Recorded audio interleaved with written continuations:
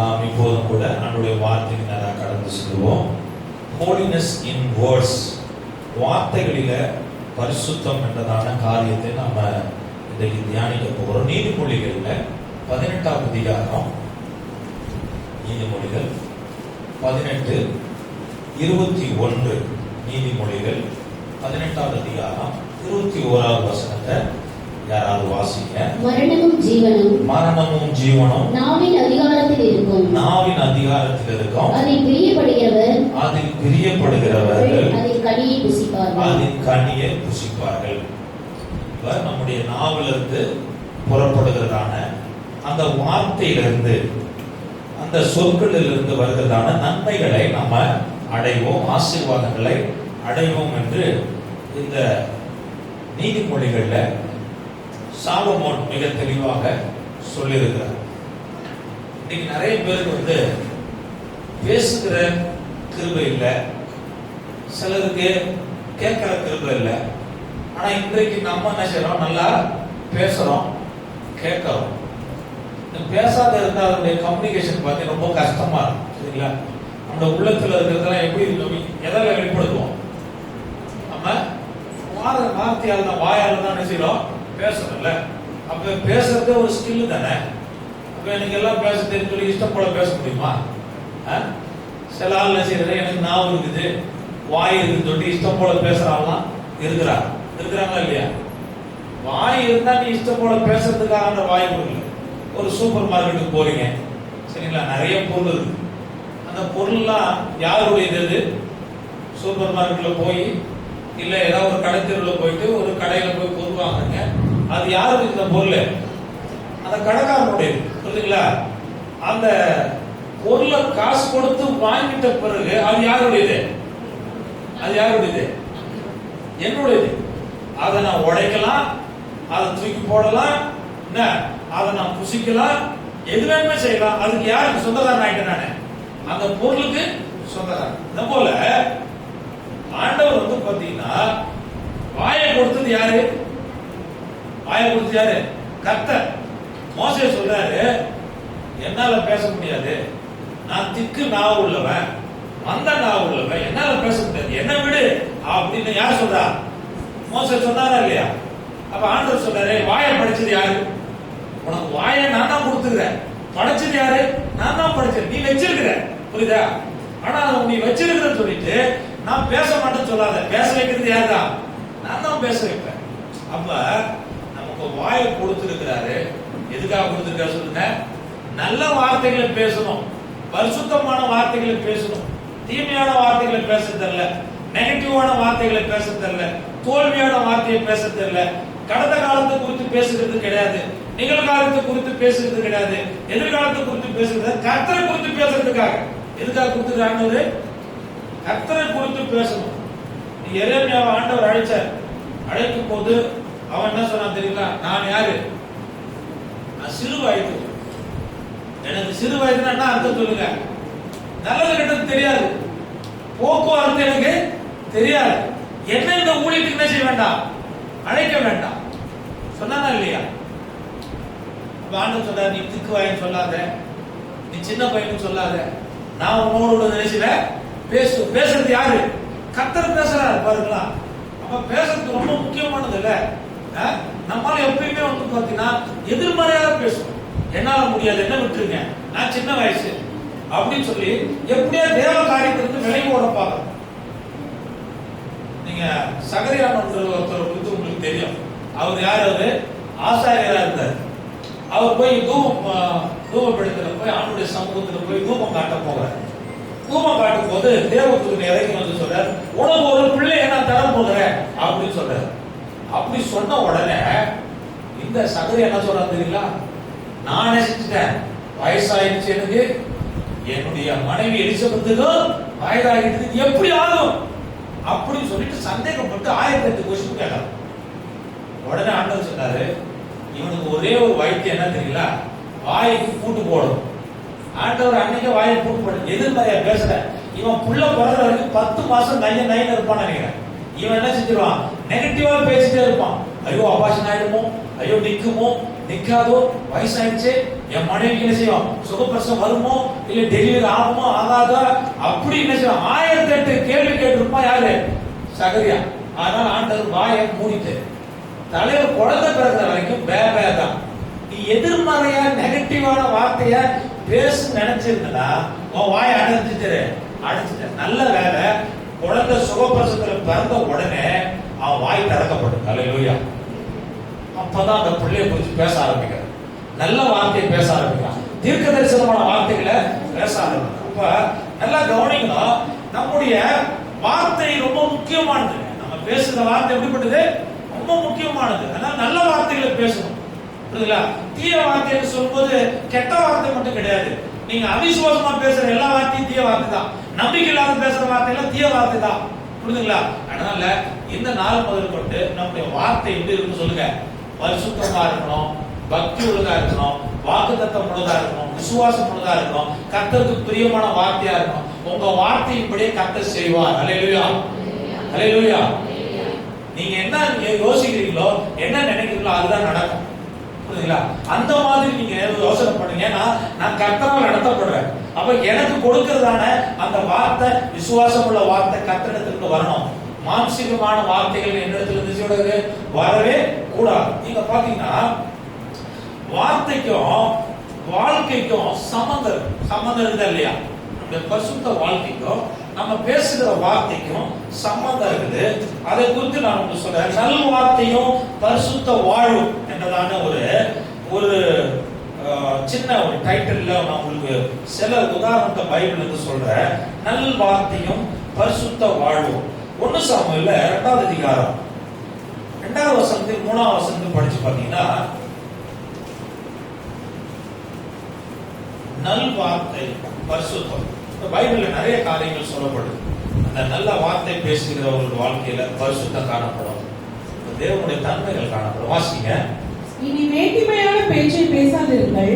இனி மேட்டிமையான பேச்சை பேசாதிருங்கள். அகந்தையான பேச்சு உங்கள் வாயிலிருந்து புறப்பட வேண்டாம். உங்க வாயிலிருந்து புறப்பட வேண்டாம். கர்த்தர் ஞானமுள்ள தேவன்.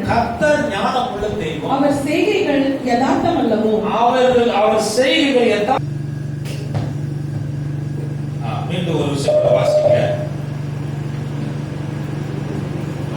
அந்த பகுதி வாசிங்க. இனி மேட்டிமையான பேச்சை பேசாதீர்கள். அகந்தையான பேச்சு உங்கள் வாயிலிருந்து புறப்பட வேண்டாம். நல்லா கவனிக்கணும். இது யார் சொன்ன வார்த்தை? இது பைபிள்ல யார் சொன்னது? அன்னாளுடைய. இது ஜெபம் என்று சொல்லலாம், பாட்டு என்று சொல்லலாம். ஆண்டவர் அண்ணாவுக்கு கொடுத்ததான அற்புதத்தை கண்ட அந்த அம்மா பாடி மகிழ்ற ஒரு காரியத்தை சொல்லலாம். அண்ணாளுக்கு அதுக்கு முன்னாடி என்ன பிரச்சனை இருந்தது? நீங்க முந்தைய வசனத்துல அந்த அம்மாவுடைய ஜெபம் இருக்கு, அழுகு இருக்கு. அதுக்கப்புறம் சொல்றாங்க, இந்த பிள்ளைக்காக நான் வேண்டிக் கொண்டேன், கர்த்தர் இந்த பிள்ளை எனக்கு நினைச்சாரு கொடுத்தார். அதுக்கு முன்னாடி எப்படி இருந்திருக்கிறாங்க? துக்கமா இருந்திருக்கிறாங்க. பண்டிகை தோறும் அவர்கள் அழுது இருக்கிறாங்க, குழந்தை இருக்கிறாங்க. ஏன் சொல்லுங்க? அவங்களுக்கு குழந்தை இல்லை, பல வருஷமாக குழந்தை இல்லை. புரியுதுங்களா? குழந்தை இல்லாதனால சுத்தி இருக்கிற ஜனங்கள் எப்படி பேசுவோம் உங்களுக்கு தெரியுமா இல்லையா? அப்ப அவங்களுக்கு ஏளனமாகவும் பரியாசமாகவும் ஒன்றும் முடியாதவங்களாகவும் இயலாமைய எல்லாம் சொல்லி சொல்லி சொல்லி அவங்க வேதனைப்படுத்தின அந்த குழந்தைகளுக்கு.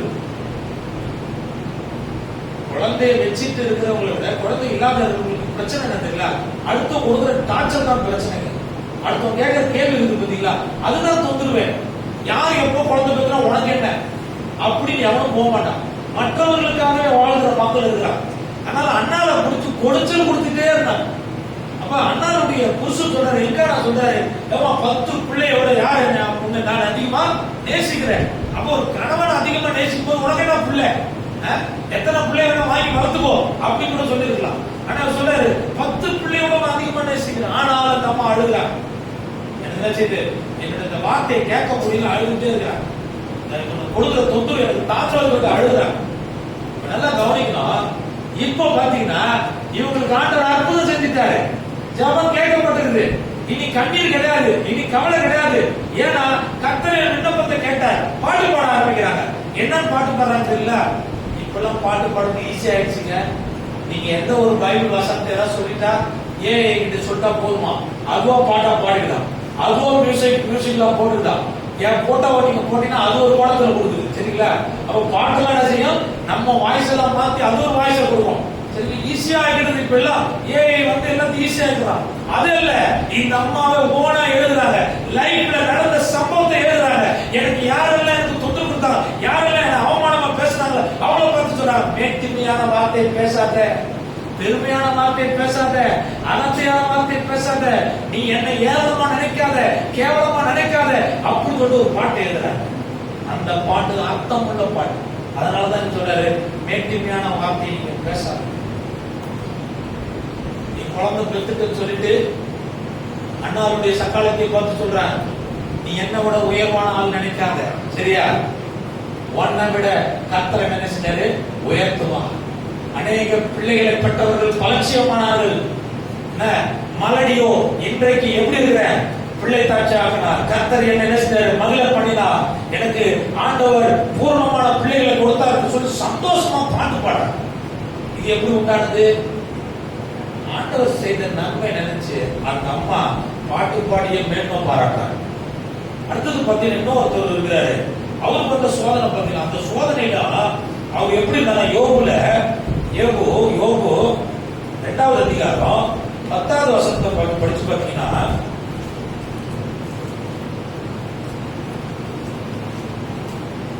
யோபு அதற்கு அவர் நீ பைத்தியக்காரி பேசுகிறது போல் பேசுகிறாய், தேவன் கையிலே நன்மையை பெற்ற நாம் தீமையும் பெற வேண்டாமோ என்றான். இவைகள் எல்லாவற்றிலும் யோபு தன் உதடுகளினால் பாவம் செய்தார். நல்லா கவனிக்கணும். வாழ்க்கை பிரச்சனை எத்தனை இருந்தாலும், போராட்டத்தை எவ்வளவு கடந்து போனாலும், யோபு தன் நாவினால தன் உதடுகளினால என்ன செய்யல? பாவம் செய்யல. காரணம் அவனுடைய பக்தி, அவனுடைய உத்தமம், கர்த்தருக்கு பயந்த பயம், ஆண்டவரை தேடன, ஆண்டவரை சேவித்ததான அந்த விசுவாசம் ஆண்டவர் மேல இருந்ததுனால தன் லைஃப்ல வந்ததான போராட்ட கஷ்டத்தை பார்த்து புலம்பல. நீ நம்மால் பார்க்கிற ஒரு சின்ன பிரச்சனை, ஆஹா ஓஹோடு எவ்வளவு புலம்பல், எவ்வளவு கஷ்டப்படுத்துறோம், எவ்வளவு புலம்பி தள்ளுறோம். ஏன் ஆண்டவர் எனக்கு இப்படி எல்லாம் பண்ணிட்டாருன்னு சொல்லிட்டு நம்ம எவ்வளவு என்ன செய்யறோம்? அவிசுவாசமான வார்த்தை பேசுறோம். ஆண்டவர் இருக்கிறாரா இல்லையா சொல்லி கேள்வி மேல கேள்வி கேட்கிறான். யோபு என்னைக்காவது கேள்வி கேட்டாரா? 7000 ஆடு வச்சுக்கிற யாராவது இருக்கிற விவசாயி 7000 ஆடு வச்சிருக்காருங்க. 7 மாடு 500 இருந்து, ஒட்டகம் இருக்குது. அவ்வளோ ஆசீர்வாதம், அவ்வளோ செழிப்பு இருக்குதுங்க. இவ்வளவும் 10 பிள்ளைகளா இருக்காங்க.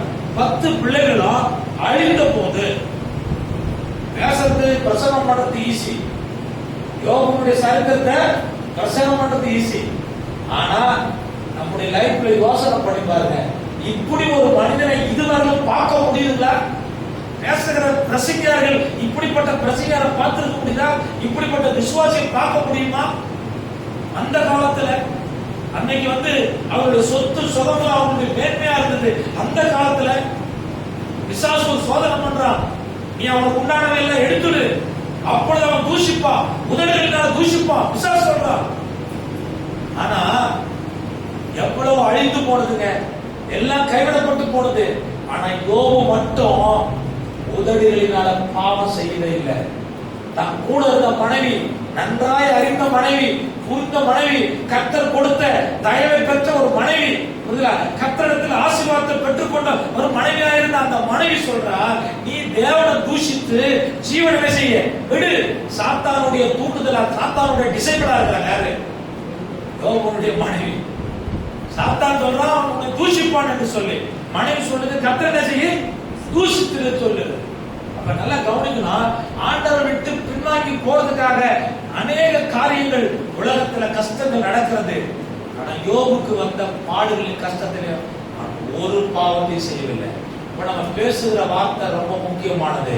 ஆண்டவர் கவனிக்கிறார், அந்த வார்த்தைகள் எல்லாம் ரொம்ப கவனிக்கிறார். சங்கீதத்துல 15வது அதிகாரத்துல 15 சங்கீதம் 15ல நீங்க 1ல இருந்து 4 வசனம் வரைக்கும் வாசிக்கும் போது, கர்த்தாவே யார் உம்முடைய கூடாரத்தில் தங்குவான்? யார் உம்முடைய கூடாரத்தில் தங்குவார்? யார் உம்முடைய பரிசுத்த பர்வதத்தில் வாசம் பண்ணுவான்? பரிசுத்த பர்வதத்தில் யார் வாசம் பண்ணுவான்? உத்தமனாய் நடந்து நீதியை நடப்பித்து மனதார சத்தியத்தை பேசுகிறவன் தானே. நல்லா கவனிக்கா, நம்முடைய வாழ்க்கையும் வார்த்தையும் ஒன்றா இருக்கிறது சொல்றேன். நானு அண்ணாவுடைய வாழ்க்கையும் பார்த்தோம், யோகுடைய வாழ்க்கையும் பார்த்தோம். இந்த சங்கீதக்காரர் சொல்றாரு, யார் தேவனுடைய சமூகத்தில் உட்கார முடியும், யார் ஆண்டவருடைய பிரசன்னத்தில் இருக்க முடியும் அப்படின்னு கேட்டீங்கன்னா, அவன் நாவினால புறம் கூறாதவனா இருக்கணும். எப்படி இருக்கணும்? ஏன் கேட்டீங்கன்னா, நாவினால புறம் கூறுறது என்ன அர்த்தம்? நீங்க நம்மால் நேர்ல அழகா நம்ம கிட்ட முகமுகமா பேசுவாங்க, சரிங்களா? அதுக்கப்புறம் நாம் கடந்து போயிட்ட பிறகு நம்மளை குறித்து பேசுவாங்க, பார்த்தீங்களா? குறையா பேசுவாங்க, இல்ல நம்மளை குறித்து வீணான காரியத்தை பேசுவாங்க, அதான் புறம் கூறுறது, சரிங்களா? முன்ன விட்டுட்டு பின்னாடி பேசுது. இப்படிப்பட்ட ஆளு எங்க இருக்க முடியாது சொல்லுங்க? தேவ சமூகத்தில் சர்ச்சில் இருக்க முடியாது. குறை சொல்ற ஆளு சர்ச்சில் நிற்க முடியாது. இதுக்கு ஒருத்தவங்களை முன்ன விட்டு பின்ன பேசுற ஆவியுடைய குணம் உள்ளவர்கள் எங்க நிலைக்க முடியாது? தேவனுடைய பர்வதத்துல, தேவனுடைய சமூகத்துல நீ நிலைக்க முடியாது, தேவ பிரசன்னத்துல இருக்க முடியாது. எனவே நம்ம பாத்தீங்கன்னா பேசுகிற வார்த்தைய நம்ம நிச்சயமா கணக்கு கொடுக்கணும். அதனால கவனமா பேசணும். இங்க சொல்றாரு, புறம் கூறுகிறவர்கள், அது பொய் பேசுகிறவர்கள், சத்தியத்தை சத்தியமா பேசாம பொய் பேசுகிறவர்கள், மறைத்து பேசுகிறவர்கள், உண்மையை மறைக்கிறது. யார்கிட்ட உண்மையை மறைக்கிற? ஆண்டவர்கிட்ட உண்மை மறைக்க முடியாது. தாய் தகப்பன்கிட்ட ஏன் உண்மையை மறைக்கிற? ஏன் உன்னுடைய போதகத்துல ஏன் உண்மையை மறைக்கிற? மறைக்க வேண்டிய அவசியம் என்ன இருக்கு? நீ சொல்ல வேண்டிய சத்தியத்தை, நீ உண்மையை கண்டிப்பா பேசலாம். சபை விசுவாசிகளுக்கு சத்தியத்தை பேசலாம். ஏன் சில பாஸ்டர்கள் மறைக்கிறாங்க? அது என்னமோ எனக்கு தெரியாது. நான் எதையும் மறைக்கிறது கிடையாது. உள்ளத ஆண்டவர் கொடுத்தாருன்னா அந்த வார்த்தையை அன்னைக்கு பிரசவம் பண்ணிடுவார். அது யாருக்கா இருந்தாலும் சரி. நீ பொய் பேசாத. பொய் பேசணும்னா அந்த பொய் யாருடைய சொல்லுங்க? பிசாசுடைய வார்த்தை. அது பொய்க்கு பிதாவா இருக்கிற பிசாசு. அந்த பிசாசுடைய வார்த்தை எடுக்காத. ஏன்னா பொய் பேசுகிற பரலோகத்துக்கு போக மாட்டான், அவன் நரகத்துக்கு போகிறதுக்கான ஒரு குணநலங்கள் உள்ளவன் தான் பொய் பேசுகிறான். அப்ப உண்மையை மறைக்காது. எந்த ஒரு காரியமும் தெளிவாரு, உண்மையாரு, தெளிந்த புத்தியாரு, பேச வேண்டியதை கரெக்டா பேசு. அப்படிப்பட்டவங்க எங்க நிலைப்பாங்க? தேவனுடைய சமூகத்தில். உண்மை, இதுதான் உண்மை. இதுக்கு மாறான சத்தியம் கிடையவே கிடையாது. நம்ம புறம் கூறாத, மறைக்காத, எதையும் ஒளிச்சு வைக்காத. ஆகான போல ஒளிச்சு வச்சிடலாம், பொய் பேசலாம் நினைக்காது. என்னைக்காவது ஒரு நாள் செய்யும், வரும். நெருப்பு இருந்துனா புகை என்னைக்காவது வெளியே வரும் வராதா? நீ அதை எப்படிதான் மறைச்சு வைக்க நினைச்சாலும் அது என்ன செய்யாது, மறைக்க முடியாது. உண்மை ஒரு நாள் வெளியே வரும். எனவே சொல்றேன், புறம் கூறாத, பொய் சொல்லாத, அடுத்தவங்களை குறித்து குறை பேசிக்கொண்டு வீணான காரியத்தை செய்து கொண்டு அவன் வாழ்க்கையை நம்ம நடத்தோம் என்றால் தேவ சமூகத்தில் நம்ம தங்க முடியாது. ஏன் கேட்டீங்கன்னா, நம்முடைய ஆண்டவர் எப்படிப்பட்டவர் சொல்ற சங்கீதக்காரர், அவர் பரிசுத்தர். அவர் எப்படிப்பட்டவரு? பரிசுத்தர். அப்ப பரிசுத்தர் ஆராதிக்கிற நம்முடைய கேரக்டர் எப்படி இருக்கணும்? பரிசுத்தமா இருக்கும். பரிசுத்தமாக அங்க இருக்க முடியும். வேதம் சொல்லுகிறாரு, ஆண்டவர் சொன்ன, நான் கர்த்தர், அவர் எப்படிப்பட்டவரா இருக்கிறாரு? பரிசுத்தரா இருக்கிறார். நீங்களும் பரிசுத்தரா இருங்க. புரியுதுங்களா? பரிசுத்த அலங்காரத்தை அவரை தொழுது கொள்ளுங்க. அவரை தொழுது கொள்ளுகிற இடம் பரிசுத்தம். அப்ப தேவன் இருக்கிற இடம் பரிசுத்தம். தேவன் எனக்குள்ள இருக்கிறாரு, என் உள்ளத்துல இருக்கிறாரு. என் உள்ளத்துல தேவனோட பரிசுத்தம் இருந்தா எப்படி கபடான வார்த்தை வரும்? எப்படி அகந்தையான வார்த்தை வரும்? புறங்குறுது வரும்? எப்படி குறை வரும்? எப்படி நான் நினைச்சு அடுத்தவங்களை குறித்து கம்ப்ளைண்ட் பேசுவேன்? எனக்குள்ள இருந்து வருதுன்னா அது கர்த்தருடைய வார்த்தையிலிருந்து வரல, அது பிசாசுகளிடத்திலிருந்து வருது. அதனால கர்த்தருடைய ஆலயத்தில் நீ தங்க முடியாது, கர்த்தருடைய பிரசன்னத்தில் இருக்க முடியாது. ஏன்னா பிசாசு அவனை கைட் பண்ணிட்டு இருக்கான். நீ ஆண்டுடைய பிள்ளை என்று சொல்லி நாம் வஞ்சித்துக் கொண்டிருக்கிறோம். புரியுதா? இப்படிப்பட்டவர்கள் எங்க போக முடியாது? தேவனுடைய பர்வத்துக்கு போகணும். அப்ப தேவனுடைய பர்வத்துக்கு போகணும்னா விசாவை இங்கே நம்ம எடுத்துக்கணும். அதுதான் பரிசுத்த டிக்கெட், சரிங்களா? ஆண்டவர் கொடுக்கிற டிக்கெட் தான் அது. அதை நம்ம எடுத்துக்கணும். அடுத்து படிச்சு பாருங்க. அவன் தன் நாவினால் புறம் கூறாமலும். போதும். அதை நீங்க வீட்டுல போய் படிச்சு பாருங்க. நீதிமொழிகள்ல 4வது அதிகாரம் 23 படி. இன்னொருத்தவங்க எபேசியர் 5:4 படிச்சு பாருங்களா. எல்லா காவலரோடும் உன் இருதயத்தை காத்துக்கொள். உன் இருதயத்தை காத்துக்கொள். அதனிடத்திலிருந்து ஜீவ ஊற்று புறப்படும். ஜீவ ஊற்று புறப்படும். 24 வாயின் தாறுமாறுகளை உன்னை விட்டு அகற்றி உதடுகளின் மாறுபாட்டை உனக்கு தூரப்படுத்து.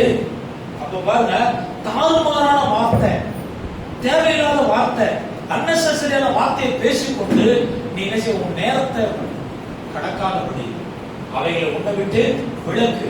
உன் இருதயத்தை காத்துக்கொள். ஏன்னா இருதயத்திலிருந்து அந்த வார்த்தை வருது. அதனால இருதயத்தை பரிசுத்தப்படுத்து எப்படி சொல்றாரு. அதுக்கப்புறம் எபேசியர் 5:4 படிக்கலாம். அப்படியே வம்பும் புத்தியீனமான பேச்சும். அப்படி நல்லா கவனிக்கணும். அப்படியே எப்படி வம்புனானது சண்டை, வீண் சண்டையை விலை கொடுத்து வாங்காத. சண்டை வரதா விட்டுட்டு போ. ஆனா நம்மால நீ எப்படி பேசலாம், எப்படி செய்யலாம், எப்படி என்ன பார்க்கலாம், எப்படி என்ன தொடலாம், எப்படி நீ யோசிக்கலாம், எல்லாத்துக்கும் வம்பு என்ன செய்து வந்துதான். அன்பு இல்லாத இடத்துல என்ன வரும், வம்பு வந்துதான்.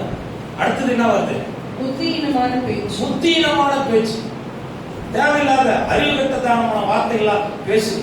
அதாவது அழகா பேதுரு சொல்றாரு, உங்க வார்த்தை உப்பால் சாரமேற்றப்பட்டதா இருக்கும். எப்படி இருக்கு சொல்லுங்க, நீங்க பேசுற வார்த்தை எப்படி இருக்கணும், சாரமற்றதா. என்னது, அதாவது ஒரு உப்பு சாரமற்று போயிடுச்சுன்னா அது எங்க தூக்கி போடுவாங்க, அந்த நாள்ல வழியில கொட்டுவாங்க. அது ஏன், அது மிதிக்கப்படுறதுதான். அப்போ உங்க வார்த்தை சாரமற்று இருந்ததுன்னா அந்த வார்த்தை யாரும் கேட்க மாட்டாங்க. நான் ஒரு 1/2 மணி நேரம் உங்களுக்கு பிரசங்கம் பண்றேன், என் பிரசங்கத்துல ஒரு தொடுதல் இல்ல, ஒரு சத்தியம் இல்ல, ஒரு உண்மை இல்ல, ஏதோ ஒரு கதை விடுறாருன்னு சொன்னாருன்னா அந்த வார்த்தை எங்க கிடக்கணும், அது தெருவுல வீதியில கிடக்கணும். சும்மா போன வார்த்தை இல்லைங்களா. பார்த்து எனக்கு இந்த வார்த்தைக்கு சம்பந்தம் இல்லை. அவ்வளவு 1/2 மணி நேரம் நான் இங்க உங்களுக்கு பிரசங்கம் பண்றேன், உங்களுடைய 1/2 மணி நேரம் கூட்டி பாருங்க, எவ்வளவு நேரம் நம்ம செலவு பண்ணோம். அப்ப இந்த வார்த்தையில ஒரு மாற்றம் வருமா இல்லையா. ஒரு பிரசங்கத்துக்கு ஒரு பாஸ்டர் கிட்ட ஒரு நண்பர் வந்து சொன்னார், இந்த பாஸ்டர் எல்லாம் பிரசங்கம் பண்ணி நேரத்தை வேஸ்ட் ஆக, நேரத்தை வேஸ்ட் ஆக.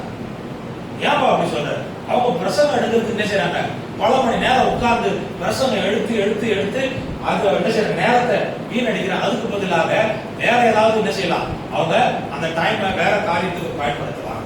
ஏன் கேட்டீங்கன்னா, எனக்கு இதுவரையிலும் 30 வருஷமா நான் பிரசங்கம் கேட்டுக்கிறேன், எந்த பிரசங்கமும் எனக்கு ஞாபகத்துல இல்லைன்னு சொல்லிட்டேன். ஏன் அப்படி சொன்னார் சொல்லுங்க, எந்த பிரசங்கமும் எனக்கு ஞாபகத்தில் இல்லை. போன வாரம் பிரசங்கம் பண்ணது உங்களுக்கு எதாவது ஞாபகத்தில் இருக்குதா? சிலதான் தலையாடுறாங்க. 30 வருஷமா பிரசங்கம் பண்ண யாருக்கு ஞாபகம் இருக்குதா? 30 வருஷமா சர்ச்சை காரியங்கள் எத்தனை பேர் இருக்கு? அல்லேலூயா. 20 வருஷமா, 10 வருஷமா, 1 வருஷமா பிரசங்கம் பண்ணது ஞாபகம் இருக்குதா? அப்ப நான் பண்ண பிரசங்கம் வேஸ்ட் தானே. அவர் சொன்னார், என்ன பிரசங்கம் பண்ணி இத்தனை மணி நேரம் உட்கார்ந்து நைட்டு பகலமா பைபிள் படிச்சு தியானம் பண்ணி என்ன பிரயோஜனம், எல்லா பிரச்சனையும் மறந்துட்ட போ. வசனம் படிப்பாரு. அப்ப அந்த பாஸ்டர் சொன்னாரா, நான் கல்யாணம் பண்ணி 30 வருஷம் ஆகும். 30 வருஷமா என் மனைவி என்ன செய்யுது, சாப்பாடு எனக்கு சமைச்சு போடுறாங்க, சரிங்களா, நான் சாப்பிட்டு இருக்கிறேன். ஆனா ஒரு 10 வருஷத்துக்கு முன்னே என்ன சமைச்சாங்க எனக்கு தெரியாது, ஏன் போன வருஷத்துக்கு என்ன சமைச்சாங்க எனக்கு தெரியாது. ஆனா அவங்க கொடுத்த ஆகாரத்தினால தான் நான் உயிரோட இருக்கிறேன், பலனோட இருக்கிறேன். அல்லேலூயா. சாப்பிட்ட சாப்பாடுல எனக்கு ஞாபகத்தில் இருக்காதுப்பா, ஆனா அன்னைக்கு எனக்கு எனர்ஜி கொடுத்தது, அன்னைக்கு எனக்கு பலன் கொடுத்தது, அன்னைக்கு எனக்கு டேஸ்ட் கொடுத்தது, அன்னைக்கு என்ன வளர வச்சது. புரியுதுங்களா? அப்ப நம்ம வார்த்தை, ஆண்டவர் கொடுக்கிற வார்த்தை எதுனா, இன்னைக்கு நீ சத்தியத்தில் வளரணும். இன்னைக்கு உன் பேச்சு எப்படி இருக்கணும், அது உண்மையானதா இருக்கணும், சத்தியமா இருக்கும். தேவையற்றதை நம்ம பேசக்கூடாது. அப்ப இங்க மிக தெளிவா சொல்றாரு, பம்பு, வீண் வார்த்தை, தேவையில்லாத வார்த்தை, இவைகளை விடுங்க, கர்த்தருடைய வார்த்தையை கேளுங்க, சத்தியத்தை வாசிங்க, வேதத்தை வாசிங்க. அடுத்து வாசிச்சு பாருலாம். புத்தியீனமான பேச்சும் பரியாசமும் தகாதவைகள், ஸ்தோத்திரம் செய்தலே தகும்.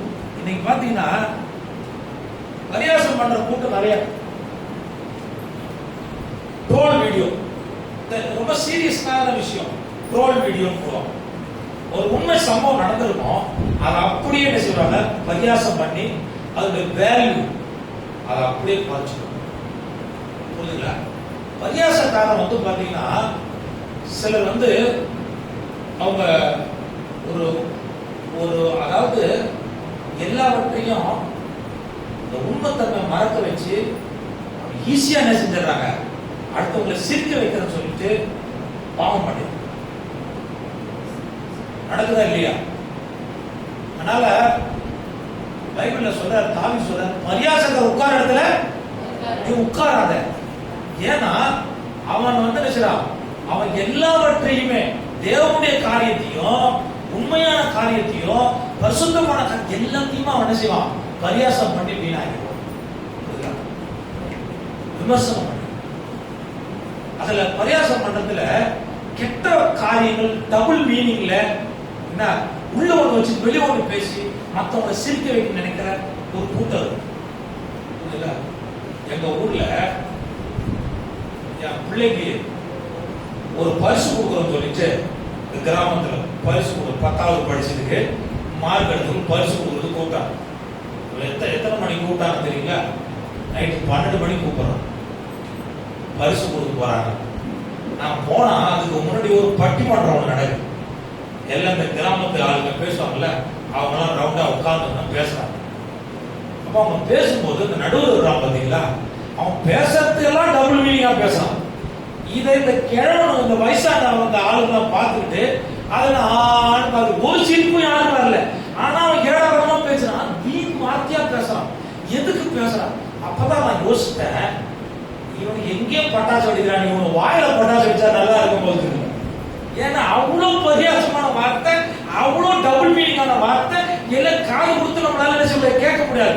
எனக்கு தர்ம சங்கடம் ஆயிடுச்சு. இந்த பிள்ளைகளை விட்டுட்டு வரவும் முடியல, போகவும் முடியல, பம்பா போயிடுச்சு. அப்ப நான் என்ன சொல்றேன்னா, உலகத்தாருடைய பேச்சை நீங்க கேட்டு பாருங்க, அவ்வளவு பரியாசம், அவ்வளவு கேள்விக்கிட்டு இது உலகமே ரோலா போயிடுச்சு. ஆண்டவர் எச்சரிக்கிறார், நீ என்ன செய்யாத, பரியாசக்காரனோட சேராத. புரியுதுங்களா? பரியாசத்தை நீ பார்க்காத. சீரியஸ் என்ன செய்வான், முற்றிலுமா குறைச்சிடும்.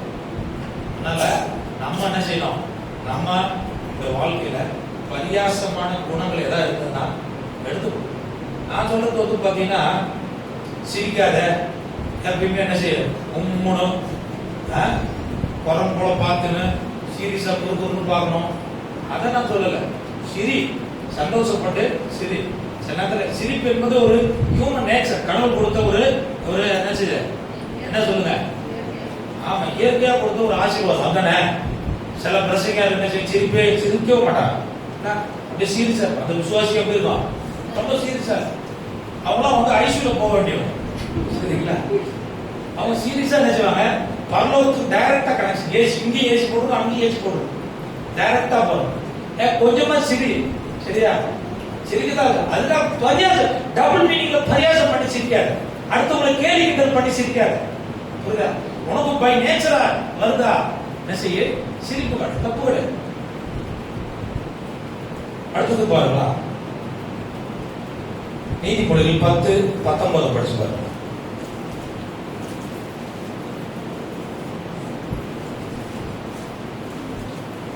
10:19.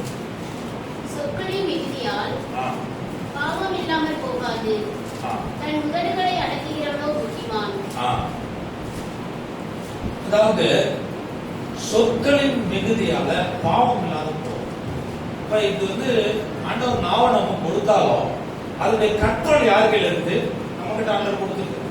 நீ அதிகமா ஓவரா பேசிட்டே இருந்தனா நிச்சயமா அது என்ன செய்யும், பாவத்துக்குள்ள நம்மளை கொண்டுட்டு போகும். போகுமா இல்லையா? ஒரு விஷயத்தை அதிகமா பேசிட்டு பெரும்பாலும் பேசுகிற நேச்சர் யாருக்கு அதிகமா இருக்குதோ நீங்க என்ன செய்யுங்க, செல்ஃப் கண்ட்ரோலை வளர்த்துக்கணும். இப்ப நான் கூட இருக்கிறேன், நான் அதிகமா பேசுற ஆள் தான், புரியுதுங்களா? நான் என் நண்பர்கள் கூட போனா நான் நிறைய பேசுவேன், உங்க கூட பேச மாட்டேன், விசுவாசி கூட அதிகமா பேச மாட்டேன், யாரையும் பேச மாட்டேன், சிரிப்புலாம் காட்ட மாட்டேன். நான் என்ன செய்வேன், நல்ல பிள்ளையாட இருப்பேன், சோத்திரம் கத்துருக்கு. ஆனா என் நண்பர்கள் கூட போனா, ஏன்னா என்னோட கூட வளர்ந்தவங்க, என் கூட படிச்சவங்க, அவங்களும் நானும் ஒரே என்ன செய்வோம், மந்தையில இருக்கிறோம், ஒரே வேலையை செய்யறோம். அதனால சில நேரத்துல சில துக்கத்தை மறந்து நான் என்ன செய்ய மகிழ்ச்சியா இருக்கும். போன வாரம் கூட நான் போயிட்டு வந்தேன். என் நண்பர்கள்லாம் திருச்சியில வந்து ஒண்ணு கூடலான்னு கூடி ஜெபம் பண்ண வந்தா. அப்போ எல்லாரும் அவங்க என்ன செய்யறாங்க, நடக்கிற ஊழியத்தையும் அவங்களுடைய சம்பவம்லாம் சொல்லும்போது ஒரு மகிழ்ச்சி, நடக்கிற காரியத்திற்கு ஒரு மகிழ்ச்சி. ஆனா சொத்து மிகுதி பெருக பெருக பெருக அந்த பாவத்துல கொண்டு போய் நம்மளை விட்டுட்டு, ஏன்னா கணக்கு கொடுக்கணும். ஆண்டவர்கிட்ட நம்ம என்ன செய்யணும், கணக்கு கொடுக்கணும். அப்ப சில விஷயத்துல அதிகமா பேசும்போது சண்டை வரும், வம்பு வரும், கோபம் வரும். அப்ப கோபம் கொண்டாலும் எபேசியர் சொல்ற, நீ கோபம் கொண்டாலும் என்ன செய்யக்கூடாது, பாவம். அப்ப என்ன செய்யலாம் சொல்லுங்க? கோபம் வருது, அதிகமா பேசி சண்டை வந்து போச்சு, கோபம் வருது, பாவத்துக்குள்ள நான் தள்ளப்படுறேன், கோபத்தை எப்படி கண்ட்ரோல் பண்றது? அப்ப சொல்றாரு, நீ மௌனமா இருக்க கத்துக்கோ. கோபம் வரும்போது என்ன செய்ய, மௌனமா இருக்க கத்துக்கோ. இல்லன்னா அவன் படுக்கையில அமர்ந்து அவன் உள்ளத்துக்குள்ளே என்ன செய்ய, அதை பேசிக்கோ. வெளியில வாய் தந்து சில விஷயங்கள் நீ பேச வரணும், பேசணும் அப்படின்னு நினைக்கிறியா, உன் உள்ளத்துக்குள்ளே பேசிக்கோ. இது ஒரு பை எக்ஸசைஸ் பண்ணுங்க. எவனா சண்டைக்கு வரானா, நம்மளை கோபப்படுத்திட்டானா என்ன செய்யணும் சொல்லுங்க? இயேசு நாமத்தினால அப்படியே நம்ம மனசுக்குள்ளே அப்படியே கண்ட்ரோல் பண்ணிட்டு போயிட வேண்டியதான். சில நேரங்கள் அப்படிதான் வண்டி ஓடுது. சிலது நம்ம எதிர்பார்த்து நடக்கவே நடக்காது, எதிர்பார்த்ததுக்கு மாறாக நடக்கும். அப்படி நடக்கும்போது டென்ஷனாக சூழல் வரும்போது நம்ம என்ன செய்யலாம்? தாவீது சொன்னவர் படுக்கையில் அமர்ந்திருந்தார், தன் மனதிலே பேசிக்கொண்டார், பொறுமையா இருந்தார். பேசுறதுக்கு என்ன செய்யணுமா, பொறுமையா இருக்கணும். கேட்கறதுக்கு எப்படி இருக்கணும், தீவிரமா இருக்கும். ஒருத்தவங்க பேசுறாங்கன்னா அதை கேட்கறதுக்கு எப்படி இருக்கணும், தீவிரமா கேட்கணும். என்ன சொல்ல வராங்கன்னு கேட்கணும். சில ஆள் பாத்தீங்கன்னா ஒருத்தவங்க பேசுறதுக்கு முன்னே பதில் எடுத்து வந்து சொல்லுவான் பாத்தீங்களா, அப்ப அவன் வந்து பாத்தீங்கன்னா தவறான. அப்படி நம்ம செய்யக்கூடாது. ஒருத்தவங்க பேசிட்ட பிறகுதான் நம்ம ஆலோசனை கொடுக்கணும். புரியுதுங்களா? அப்ப நம்ம பேசுறதுக்கு பொறுமையா இருக்கணும், கேட்கறதுக்கு தீவிரமா இருக்கணும். கோபப்படுறதுக்கு என்ன இருக்கலாம், தாமதிக்கணும். அப்ப பேச்சு அதிகரிக்க அதிகரிக்க பிரச்சனை வராதபடிக்கு சமாளிக்கிறதுக்கு இந்த குணம் நமக்கு வேணும். இதெல்லாம் நீதிமொழியில மொத்தத்துல போடுது. நான் இதெல்லாம் வசனம் இதெல்லாம் சொல்லி படிக்க சொன்னா நமக்கு என்ன செஞ்சிடும், நேரம். இது எப்ப வரும் நமக்கு, இந்த கேரக்டர் எப்ப வரும்னா, பழைய மனுஷன் நம்மளாம் கலைஞ்சு போட்டுட்டு புதிய மனுஷன் நம்ம தரிக்கணும், புதிய சுபாவத்தை நம்ம தரிக்கணும். நீங்க வாசித்து பாருங்களா, கொலோசியர்ல 3ஆம் அதிகாரம் 8வது வசனத்தை படிச்சு பாருங்க.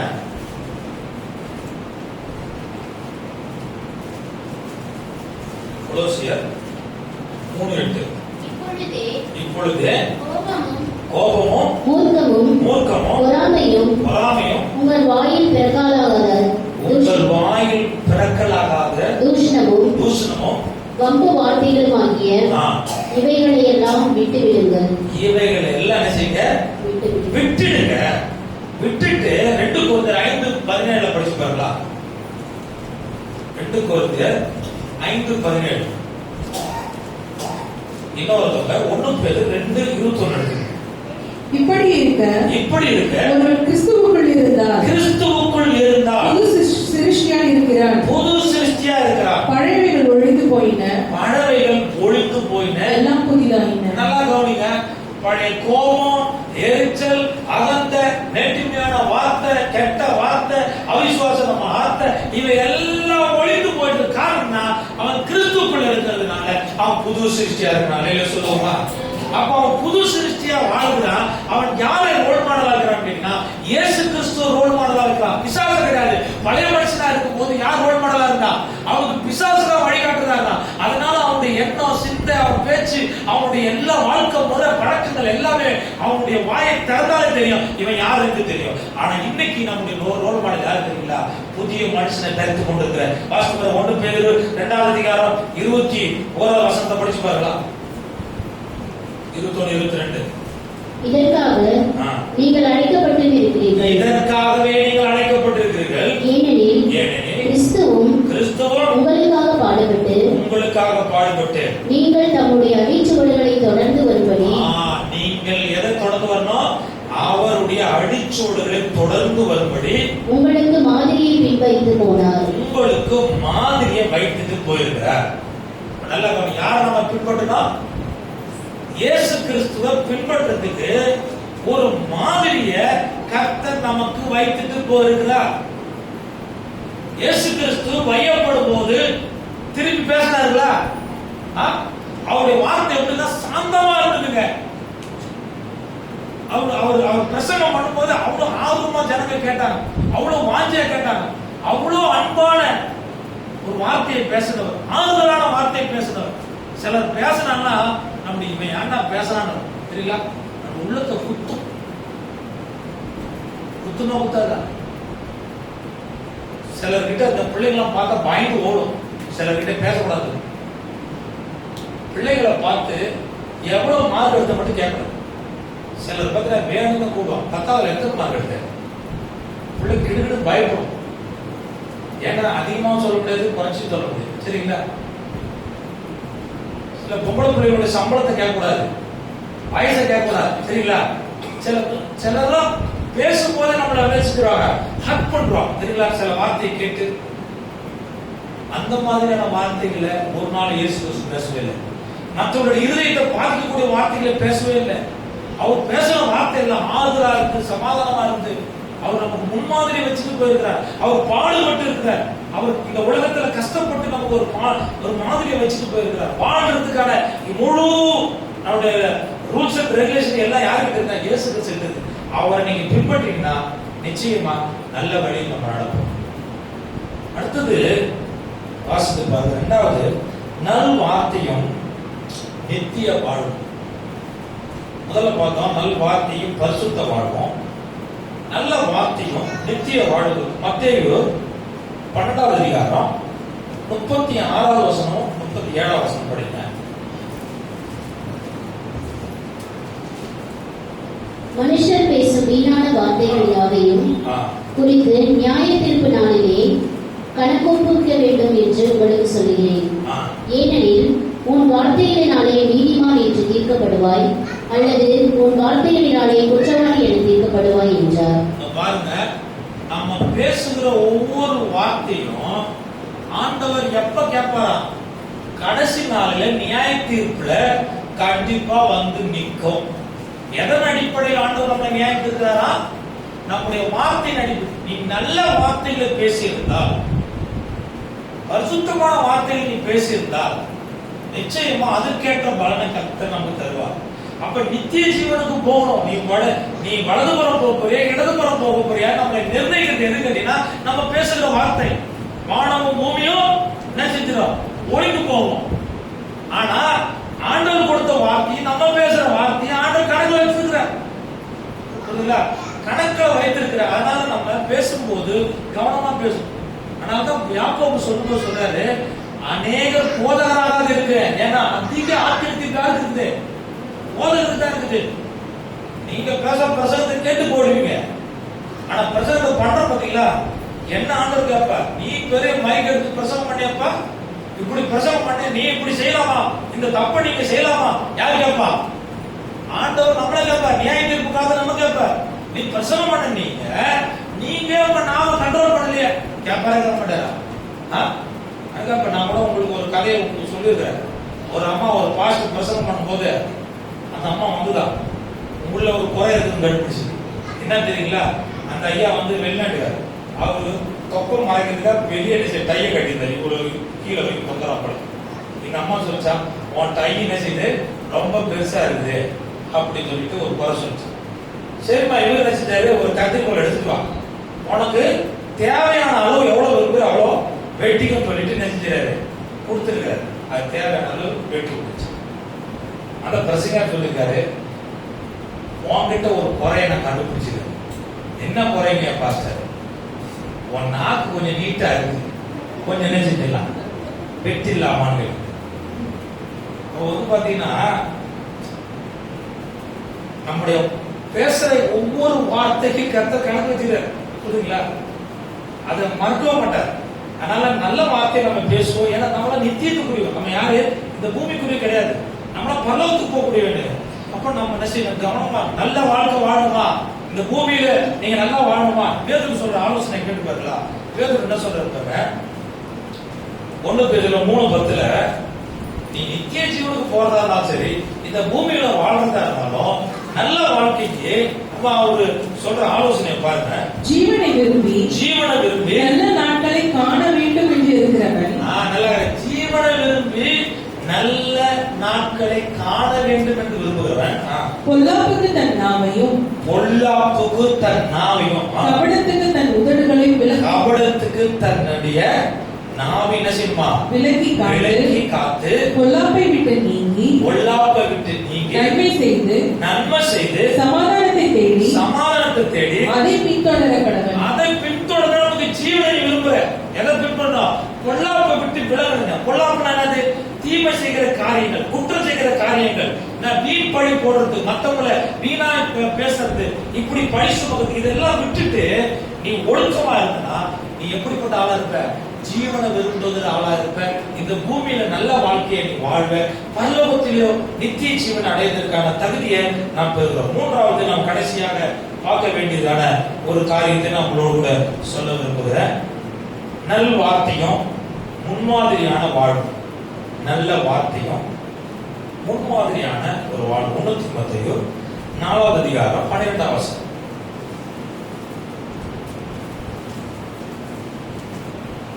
உன் நிலைமையை குறித்து ஒருவனும் உன்னை அசட்டை பண்ணாதபடிக்கு நீ வார்த்தையிலும்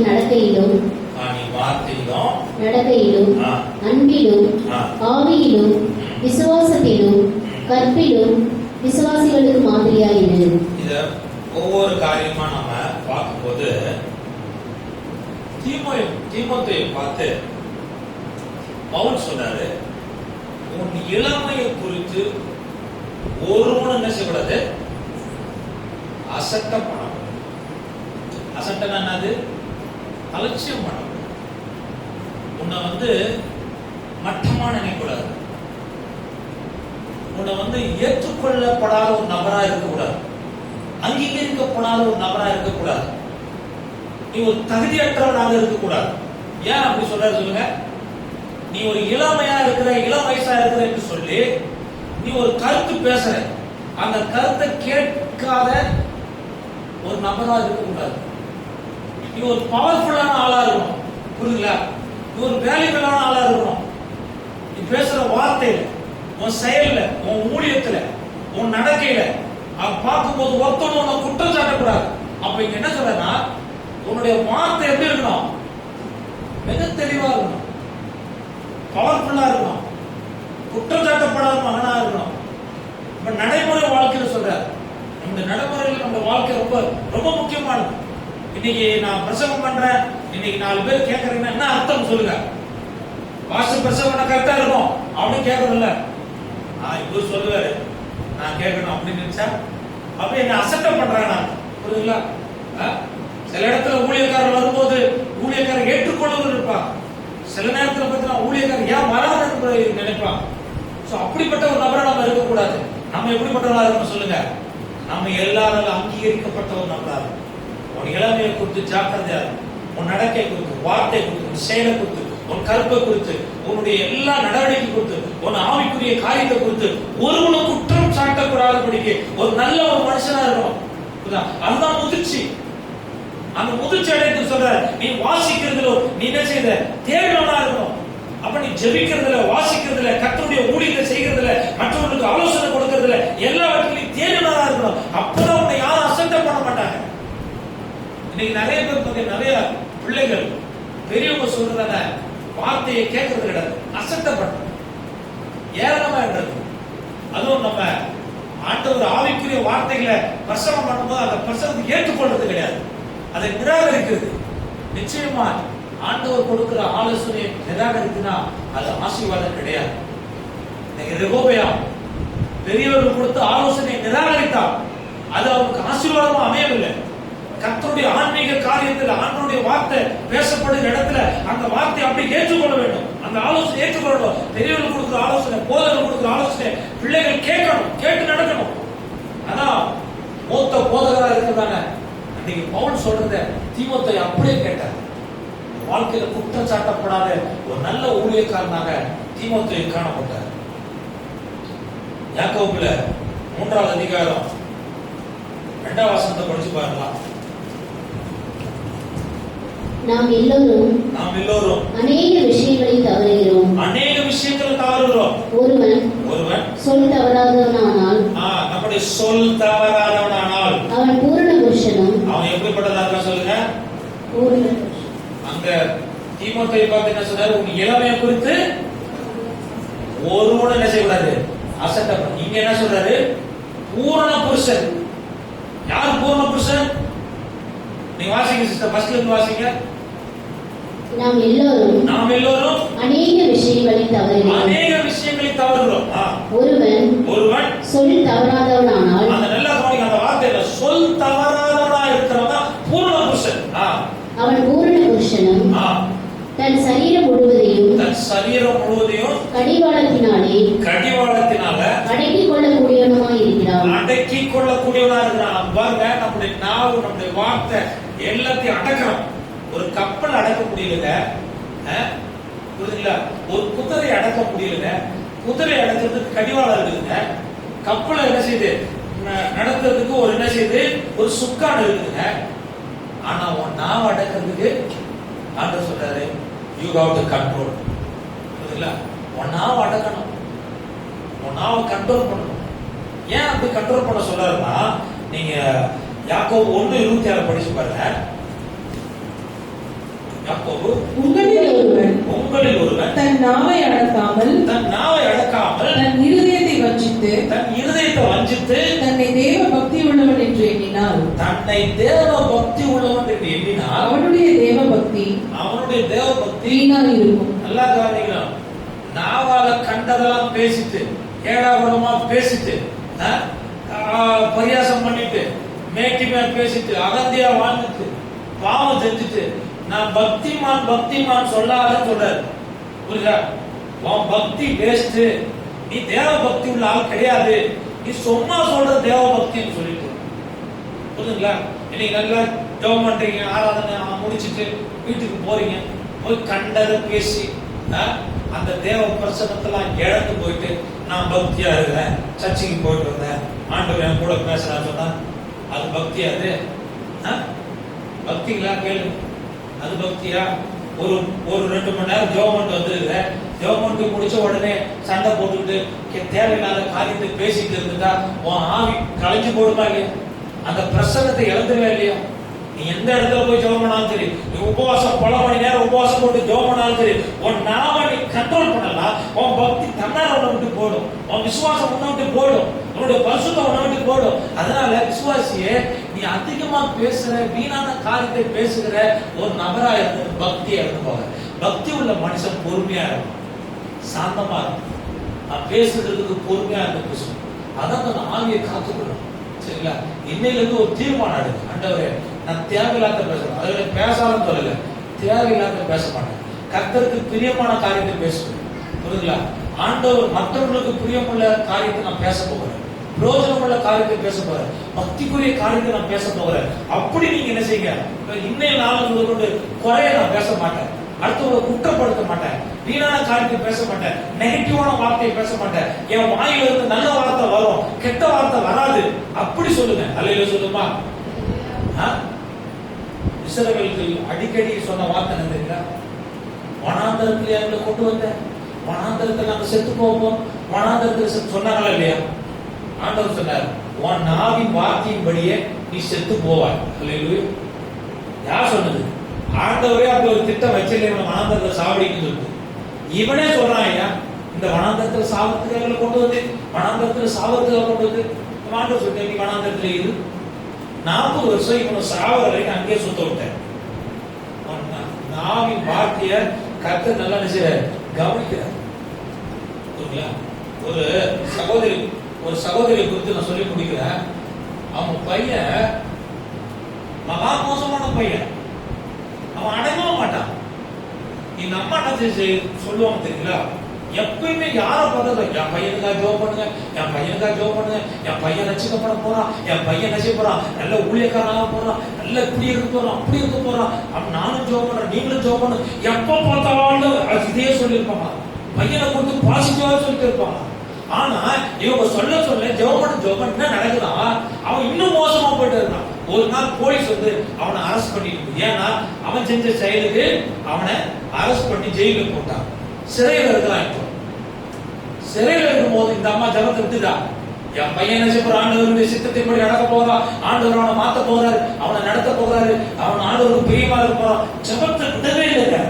ஒரு நாள் சிறையில ஒரு டிவி போட்டாங்க. அந்த டிவி நிகழ்ச்சியில சுவிசேஷ நிகழ்ச்சி ஓடிக்கொண்டிருக்கு. அந்த சுவிசேஷ நிகழ்ச்சி ஆண்டுடைய செய்தியை கேட்டவர் அந்த பையன் ரட்சிக்கப்பட ஆரம்பிச்சான், மனம் திரும்ப ஆரம்பிச்சான். மனம் திரும்பது மட்டும் கிடையாது, அவன் நடந்த வாழ்க்கை முழுவதும் மாற ஆரம்பிச்சு. அவன் நல் நடத்தை உள்ளவன் என்று கண்டு சிறைச்சாலையினுடைய அந்த வார்டனை அவனுக்கு ரிக்வெஸ்ட் பண்ணி அவனை ஜெயில இருந்து விடுதலை ஆக்கினான். அவன் போய் கர்த்தருக்காக ஊழியம் செய்தான். அல்லேலூயா சொல்லுவான். அவன் வார்த்தை உன் பிள்ளைய பார்த்து அது சரியில்லை, பிள்ளை சரியில்லை, மனைவி சரியில்லை, குடும்பம் சரியில்லை, ஊர் சரியில்லை, உலகம் சரியில்லை இப்படியே சொல்லாத. என் ஊர் நல்ல ஊரு, என் விசுவாசி நல்ல விசுவாசி, ஆண்டவர் என் கொடுத்த குடும்பம் நல்ல குடும்பம், இப்படி மாறும் போது அப்படி நடக்கும் போது எனக்கு சுகம் கிடைக்க போகுது.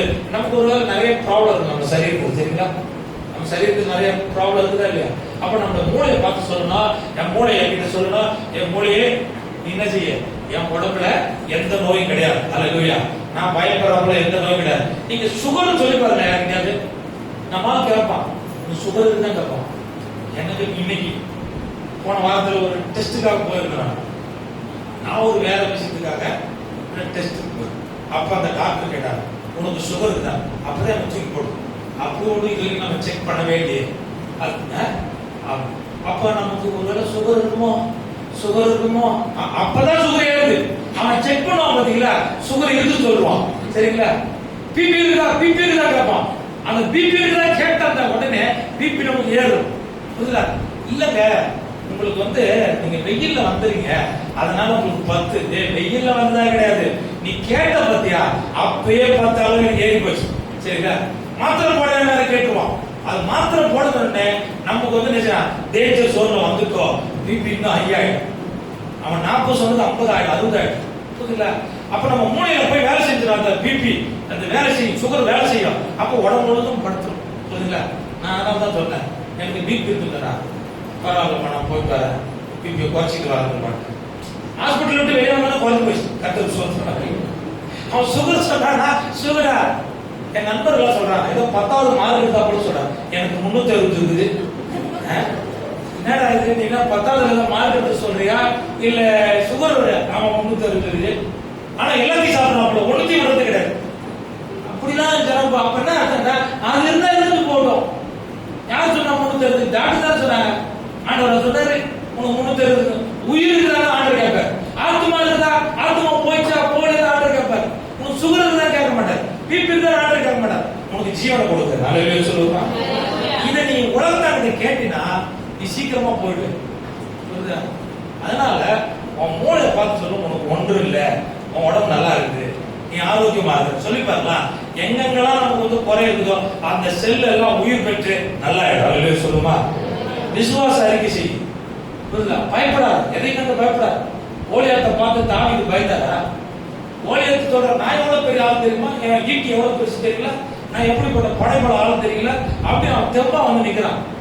அவரு இவரு தாவீது என்ன சொல்லுகிறார், நீ நிந்தித்த, நீ அவமானப்படுத்தின, நீ ஏளனமா பேசின அந்த நாமத்தை கொண்டு நான் வரேன், உன்னை இன்னைக்கு என் கையில ஆட கொடுக்க போறேன். அவனோட வார்த்தை அதுதான், இன்றைக்கு கோலியாத்தை கர்த்தர் என் கையில கொடுக்க போறார், கொடுக்க போகிறார். அப்படியே கொடுத்தார். அல்லேலூயா சொல்லுவோமா? அதுதான் நம்முடைய வார்த்தை. அல்லேலூயா. உன் வார்த்தையில அவிசுவாசமான வார்த்தை பேசாத, விசுவாசமான வார்த்தை பேசு. கெட்ட வார்த்தையில ஒழிச்சுட்ட. இப்ப பேச வேண்டிய வார்த்தை என்ன சொல்ல? வாக்குத்தத்தத்தை பேசு, ஆண்டுடைய வார்த்தையை பேசுங்க, நல்ல வார்த்தையை பேசுங்க, பரிசுத்தமான வார்த்தையை பேசுங்க. அதுதான் ஜீவன். அல்லேலூயா. அதுதான் உங்களுக்கு கண்கள் முடிக்காம